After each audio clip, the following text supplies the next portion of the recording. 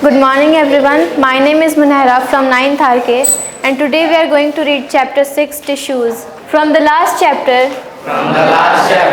we recall that all living organisms are made of cells. In unicellular organisms, a single cell performs all basic functions. For example, in amoeba, a single cell carries out movement,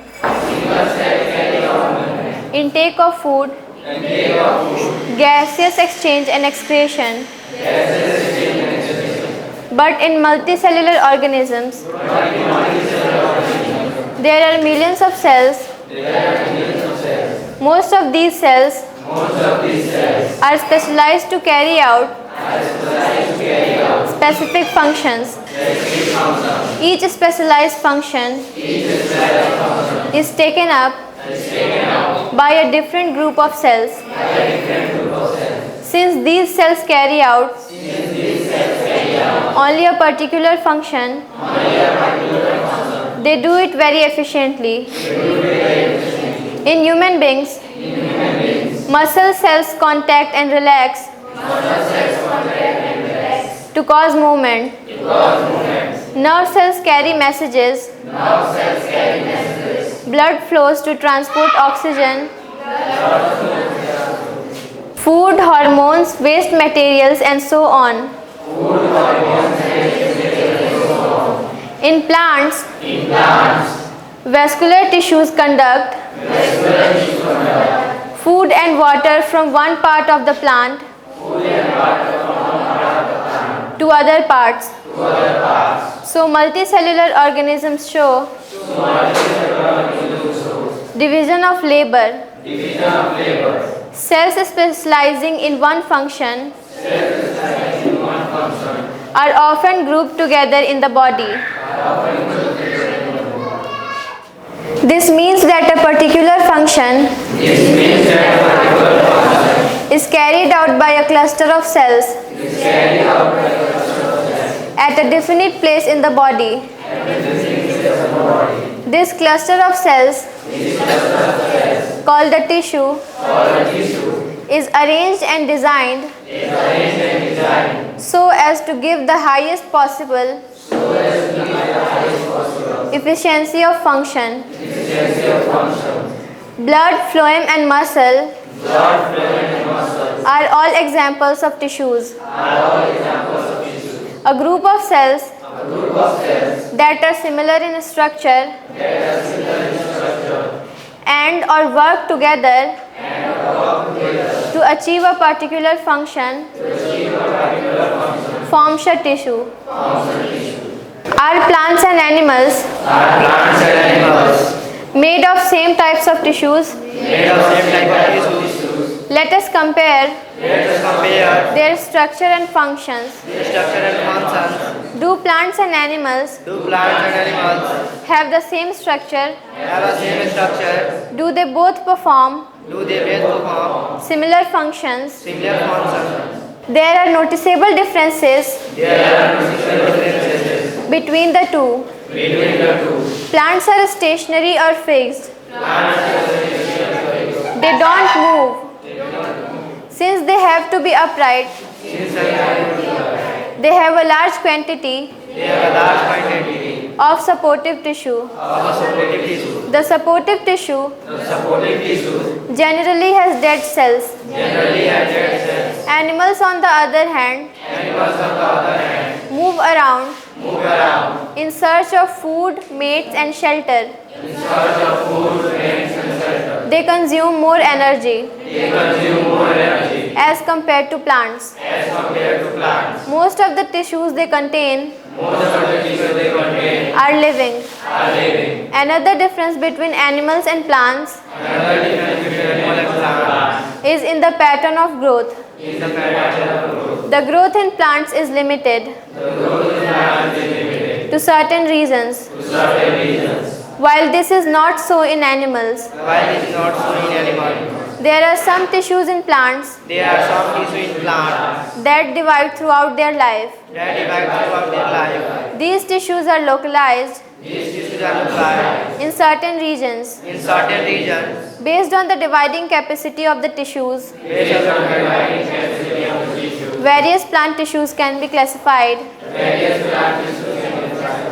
as growing or meristematic tissue and permanent tissue. Cell growth in animals is more uniform, so there is no such demarcation of dividing and non-dividing regions in animals. The structural organization of organs and organ systems is far more specialized and localized in complex animals than even in very complex plants. This fundamental difference reflects the different modes of life pursued by these two major groups of organisms, particularly in their different feeding methods. Also, they are differently adapted for a sedentary existence. On one hand, plants and active locomotion. On the other hand, animals contributing to this difference in organ system design. It is with the reference to these complex animal and plant bodies that we will now talk about the concept of tissues in some detail. Questions. What is a tissue? What is the utility of tissues in multicellular organisms? Plant tissues. Meristematic tissue. Figure 6.1. Growth of roots in onion bulbs. Activity 6.1. Take 2 glass jars and fill them with water. Now take 2 onion bulbs and place one on each jar as shown in figure 6.1. Observe the growth of roots in both the bulbs for a few days. Measure the length of roots on day 1, 2 and 3. On day 4, cut the root tips of the onion bulb in jar 2 by about 1 centimeter. After this, observe the growth of roots in both the jars and measure their length each day for 5 more days and record the observations in tables like the table below. From the above observations, answer the following questions. Which of the 2 onions has longer roots? Why? Do the roots continue growing even after we have removed their tips? Why would the tips stop growing in jar 2 after we cut them? The growth of plants occurs only in certain specific regions. This is because the dividing tissue, also known as meristematic tissue, is located only at these points. Depending on the region where they are present, meristematic tissues are classified as apical, lateral and intercalary. New cells produced by meristem are initially like those of meristem itself, but as they grow and mature, their characteristics slowly change and they become differentiated as components of other tissues. Figure 6.2. Location of meristematic tissue in plant body. Apical meristem is present at the growing tips of the stems and roots and increases the length of the stem and the root. The girth of the stem or root increases due to lateral meristem. Cambium. Intercalary meristem seen in some plants is located near the node. Cells of meristematic tissue are very active. They have dense cytoplasm, thin cellulose walls, and prominent nuclei. They lack vacuoles. Can we think why they would lack vacuoles? You might want to refer to the functions of vacuoles in the chapter on cells. Permanent tissue. What happens to the cells formed by meristematic tissue? They take up a specific role and lose the ability to divide. As a result, they form a permanent tissue. This process of taking up a permanent shape, size, and a function is called differentiation. Differentiation leads to the development of various types of permanent tissues. Activity 6.2. Take a plant stem and with the help of your teacher, cut into very thin slices or sections. Now stain the slices with safranin. Place one neatly cut section on a slide and put a drop of glycerine. Cover with a cover slip and observe under a microscope. Observe the various types of cells and their arrangement. Compare it figure 6.3. Now answer the following on the basis of your observation. Are all cells similar in structure? How many types of cell can be seen? Why there would be so many types of cells? We can also try to cut sections of plant roots. We can even try cutting sections of root and stem of different plants. Simple permanent tissue. A few layers of cells beneath the epidermis are generally simple permanent tissue. Parenchyma is the most common simple permanent tissue. It consists of relatively unspecialized cells with thin cell walls. They are living cells. They are usually loosely arranged. Thus, large spaces between cells, intercellular spaces are found in this tissue. Figure 6.4a. This tissue generally stores food.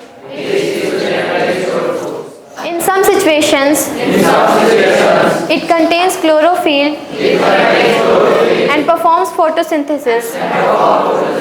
And then it is called chlorenchyma. In aquatic plants, large air cavities are present in parenchyma to help them float. Such a parenchyma type is called aerenchyma. The flexibility in plants is due to another permanent tissue, collenchyma. It allows bending of various parts of a plant, like tendrils and stems of climbers, without breaking. It also provides mechanical support. We can find this tissue in leaf stalks below the epidermis. The cells of this tissue are living, elongated and irregularly thickened at the corners. There is very little intercellular space. Yet another type of permanent tissue is sclerenchyma. It is the tissue which makes the plant hard and stiff. We have seen the husk of a coconut. It is made of a sclerenchymatous tissue. The cells of this tissue are dead. They are long and narrow as the walls are thickened due to lignin. Often these walls are so thick that there is no internal space inside the cell. Figure 6.4c. This tissue is present in stems, around vascular bundles, in the veins of leaves, and in the hard covering of seeds and nuts. It provides strength to the plant parts. Activity 6.3. Take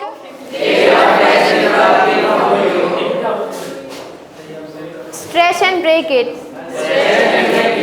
by applying pressure. While breaking it, keep it stretched gently so that some peel or skin projects out from the cut. Remove this peel and put it in a petri dish filled with water. Add a few drops of saffron in. Wait for a couple of minutes and then transfer it onto a slide. Gently place a cover slip over it. Observe under a microscope. What you observe is the outermost layer of cell called epidermis. The epidermis is usually made of a single layer of cells. In some plants living in very dry habitats, the epidermis may be thicker. Since protection against water loss is critical, the entire surface of a plant has an outer covering epidermis. It protects all the parts of the plant. Epidermal cells on the areal. Figure 6.5. Guard cells and epidermal cells. Lateral view. Surface view. Guard cells. Epidermal cell. Stoma. Guard cell. Parts of the plant often secrete a waxy, water-resistant layer on their outer surface. This aids in protection against loss of water, mechanical injury and invasion by parasitic fungi. Since it has a protective role to play, cells of epidermal tissue form a continuous layer without intercellular spaces. Most epidermal cells are relatively flat. Often their outer and side walls are thicker than the inner wall. We can observe small pores here and there in the epidermis of the leaf. These pores are called stomata. Figure 6.5. Stomata are enclosed by two kidney-shaped cells called guard cells. They are necessary for exchanging gases with the atmosphere. Transpiration, loss of water in the form of water vapor also takes place through stomata. Thank you everyone.